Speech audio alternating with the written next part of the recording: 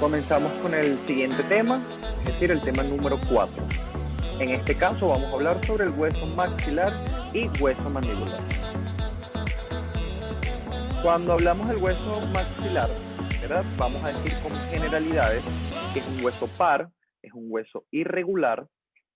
Como importancia tenemos que en su borde inferior va a presentar los alvéolos donde se fijan los dientes superiores, y con respecto a su ubicación tenemos que está ubicado en la parte anterior y media de la cara.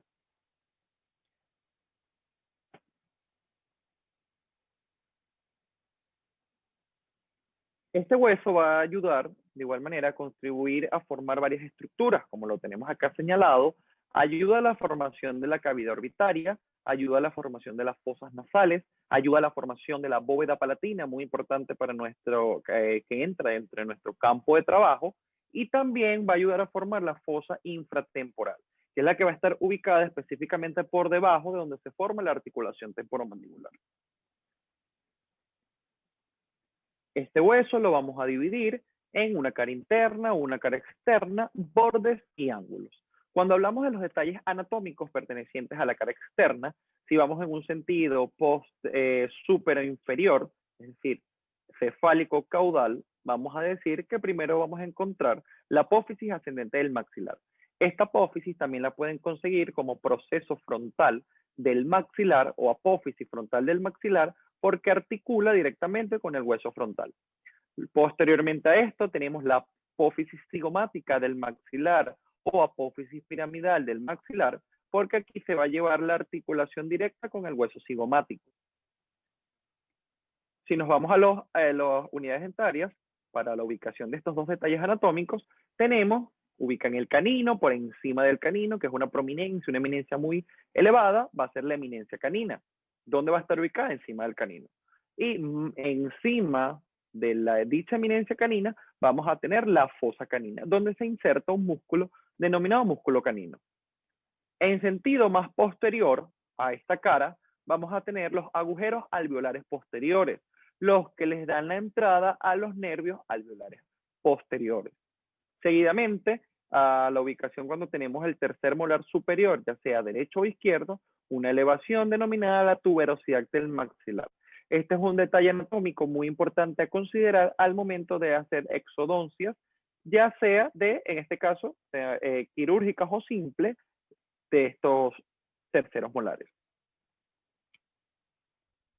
Cuando, de igual manera, dentro de esta cara externa, vamos a encontrar el canal, conducto y agujero infraorbitario. Vamos a recordar nuevamente las diferencias. El canal es por donde pasa una estructura, el conducto es cuando ya todo está cerrado, como lo señala acá con esta flecha.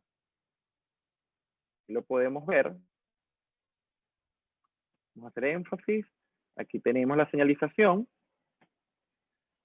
la dirección del conducto, para salir por un agujero denominado del mismo nombre, agujero infraorbitario. Por aquí pasa el paquete vasculonervioso infraorbitario. Cuando hablo de un paquete vasculonervioso me estoy refiriendo a una arteria, una vena y a un nervio. Seguidamente, en el sentido más anterior del hueso de esta cara, vamos a tener una escotadura nasal que al articularse con su homólogo, vamos a formar una espina denominada espina nasal anterior. Seguidamente, vamos a tener la cara interna. De la misma manera, en sentido cefálico caudal, podemos ver igualmente la apófisis ascendente del hueso maxilar o proceso frontal del hueso maxilar, pero la única diferencia que vamos a tener en este caso es que por la cara interna la apófisis se va a dividir en dos.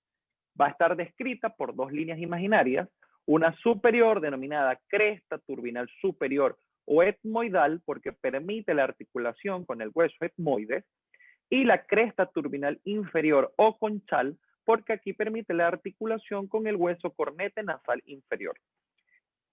Si nos vamos en sentido más posterior, tenemos el orificio de entrada del seno maxilar, que entre ellos dos encontramos el canal lacrimonasal, que es el que permite la comunicación desde el conducto, desde la fosa lagrimal, el conducto lagrimal para este canal. Esto significa, o es la explicación, de que cuando lloran hay tanto una congestión nasal y es lo que vamos a decir, lo que origina el moco para que cuando estén llorando moqueen. De igual manera vemos la espina nasal anterior. En este caso, cuando vamos por encima del diente incisivo, vamos a ver el conducto incisivo, por donde pasa, que al estar articulado, lo vamos a ver más adelante, vamos a ver el paquete vasculonervioso que atraviesa esta zona. Aquí también vamos a ver, en este caso, la apófisis palatina del maxilar. Se llama apófisis palatina del maxilar porque al articularse con su homólogo van a formar el tercio anterior de la bóveda palatina, pero pertenece al hueso maxilar. De esta manera, pasamos a lo que va a ser. Aquí tenemos el hueso articulado y vamos a explicar parte de lo que va a ser sus dos vistas. En el caso de la vista superior, podemos observar acá el seno maxilar, ya está articulado, ambos huesos, el seno maxilar. Esto es una estructura que solamente se forma cuando el maxilar está articulado con su homólogo, que es la cresta nasal, y como lo dije al principio, acá tenemos la formación de la espina nasal anterior. En una vista inferior, vamos a ver, cuando no hay mucosa, una estructura denominada agujero nasopalatino por donde pasa el paquete vasculonervioso nasopalatino, el cual recordemos que está protegido por una estructura mucosa que es la papila incisiva. También a nivel óseo podemos ver aquí un detalle anatómico que se nombra solamente cuando en este caso están articulados ambos huesos, que va a ser el rafe medio.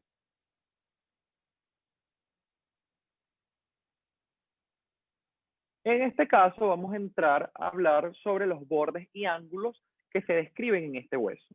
Vamos a tener que como los bordes van a estar descritos en azul dibujado, tenemos un borde superior u orbitario, porque va hacia la órbita, tenemos un borde inferior o alveolar, que es donde se insertan los órganos dentales, un borde anterior o nasal, porque recordemos que acá tenemos la espina nasal anterior, la cortadura nasal, y finalmente un borde posterior. En el caso de los ángulos, por ubicación los podemos describir de la siguiente manera. Tenemos un ángulo antero superior, un ángulo antero inferior, un ángulo póstero superior y un ángulo póstero inferior. Esto es lo que constituye parte de los bordes. Cuando hablamos de las articulaciones descritas de este hueso, decimos, está articulado con el hueso frontal, con el hueso etmoides, con los huesos nasales, con el hueso cigomático o también denominados los cigomáticos, perdón. Aquí tenemos en esta imagen, vemos acá como lo dije al principio, vamos a tener la articulación dada con el hueso palatino acá en esta zona y aquí está articulado con su homólogo para que pueda formar lo que va a ser tanto el tercio anterior de la bóveda palatina como el tercio posterior. En este corte, que es una vista superior, vamos a ver, es para que se vea la articulación directa con el hueso cornete nasal inferior.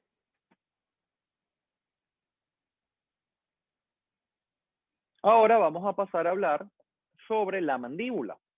Decimos que la mandíbula es un hueso único, que tenemos solo uno, es un hueso impar por eso mismo, es mediano a diferencia del frontal, ¿verdad? Pero es mucho más grande que los huesos propios de la nariz. Es simétrico porque si realizamos una línea imaginaria en el centro, vamos a obtener dos partes iguales y es nuestro único hueso móvil. Con respecto a su ubicación, la vamos a ubicar en la zona anteroinferior del macizo facial. Para estudiar la mandíbula vamos a hacer una división en cuerpo y ramas ascendentes. Cuando comenzamos con el cuerpo, vamos a dividir asimismo el cuerpo en una cara externa y en una cara interna. Cuando hablamos de la cara externa, hacemos una división y comenzamos con lo que va a ser la sínfisis mentoniana. La sínfisis mentoniana, así como cuando expliqué en frontal que decía que era una muestra embriológica, así mismo es la sínfisis mentoniana. Posterior a la sínfisis mentoniana vamos a tener una elevación que va a ser la protuberancia mentoniana. A los lados, dos elevaciones un poco menor en tamaño, que van a ser los tubérculos mentonianos, y específicamente a nivel entre el primer y el segundo premolar inferior, vamos a tener los agujeros mentonianos. que recordemos que son los que penetran al paquete vasculonervioso mentoniano. De igual manera, una línea imaginaria descrita que viene desde las ramas ascendentes, pero se ubica en el cuerpo, que va a ser denominada línea oblicua externa. Como cara interna del cuerpo, igualmente vamos a tener acá lo que va a ser la espina mandibular, anteriormente conocida como apófisis geni. Esta apófisis geni, a su vez, se va a dividir en dos, una zona superior y una zona inferior. ¿Por qué? Porque la zona superior es la que va a dar inserción al músculo geniogloso, que es decir, que se va desde la apófisis geni a la lengua, y la zona inferior permite la inserción del músculo genioideo, de la apófisis geni hasta el hioides. Finalmente, en una parte más inferior encontramos la fosita digástrica, en la cual le va a dar la inserción al vientre anterior del músculo digástrico. Y más medial encontramos el surco facial, por donde sube o emerge la arteria facial. Cuando hablamos de los bordes superiores del cuerpo mandibular, vamos a encontrar los tabiques y los alvéolos. ¿Qué pasa? El alvéolo es donde va el órgano dental. Un tabique es una separación ósea de la siguiente manera. Un tabique interalveolar es el tabique que se ubica entre los alvéolos, como lo podemos ver en esta imagen. Y un tabique interradicular es el que está ubicado entre las raíces de los dientes. Por ende, en los dientes posteriores es que vamos a obtener tabiques interradiculares por su morfología radicular. Vamos a pasar a lo que van a ser las ramas ascendentes. De igual manera, vamos a dividirlos en una cara externa y una cara interna. Cuando hablamos de la cara externa de las ramas ascendentes de la mandíbula, encontramos a simple vista dos elevaciones óseas, como va a ser la apófisis coronoides. Y la apófisis coronoide describe un surco en esta zona, una escotadura denominada escotadura sigmoidea, para originar la cabeza articular, o anteriormente conocido como cóndilo mandibular. Recordemos que la cabeza articular o cóndilo mandibular es el que va a dar la articulación en la fosa articular o cavidad glenoidea para formar el complejo articular temporomandibular.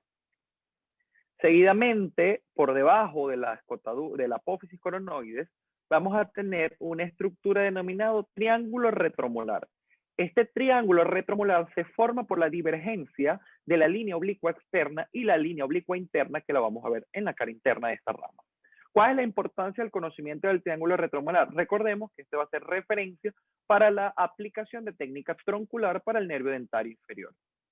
Finalmente, en el ángulo mandibular, vamos a tener las rugosidades maceterinas dadas o dejadas por la inserción del músculo macetero.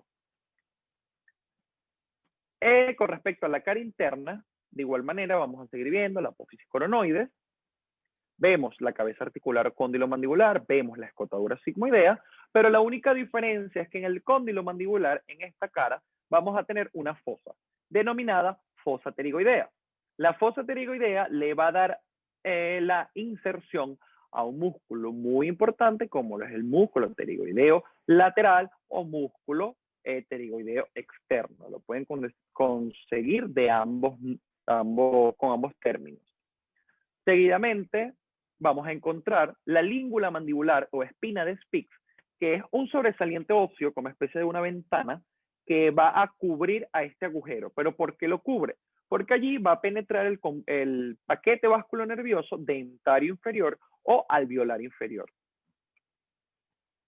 Este agujero se denomina agujero superior del conducto dentario inferior.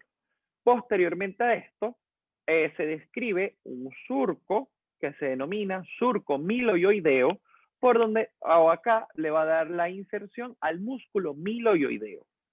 Si nos vamos a la separación del surco miloioideo, nos va a dar en la rama dos fosas, una más anterior y superior y una más inferior y posterior. En el caso de la más superior pero anterior, vamos a encontrar la fosita sublingual. Acá se va a alojar la glándula sublingual. y la más inferior pero posterior, vamos a ubicar la fosita submandibular, donde se inserta la glándula submandibular. Glándulas muy importantes dentro de la cavidad bucal, ya que, como sabemos, ayudan a la secreción de saliva. Si nos vamos al ángulo interno de la mandíbula, vamos a tener las rugosidades pterigoideas dadas y dejadas por el músculo pterigoideo medial o músculo pterigoideo interno.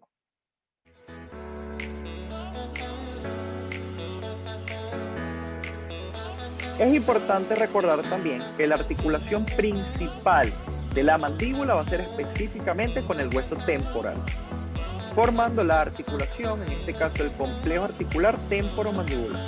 De esta manera damos culminación al tema del día de hoy.